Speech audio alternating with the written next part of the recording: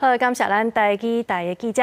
接落来要来关心的是桃园的客运司机，今嘛还阁欠270多人。今嘛为着要解决这个问题，所以桃园是推出全国第一个受训的算讲是就业的计划。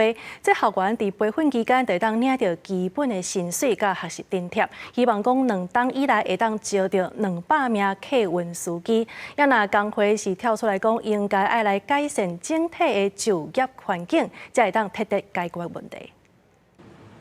讲这客运驾驶欠人的情形是真严重，桃园嘛阁有272个占全市驾驶人数27%的客运司机单人来报。交通局和7间市区客运业者4间教训班合作，推出全国首创受训就会当就业的计划。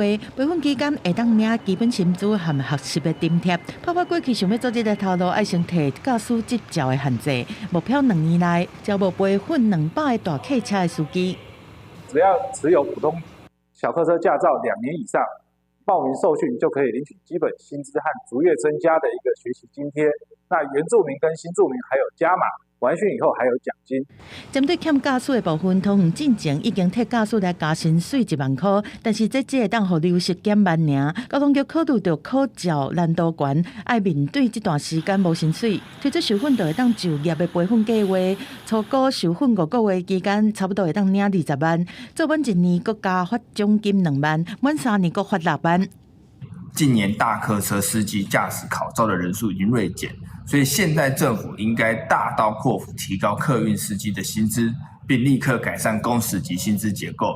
对于我们来讲，这个环境是非常非常不友善的。它的站牌设置、它的月台设计，甚至于说现在严厉风行的这些，譬如说检举制度，然后绩点制度。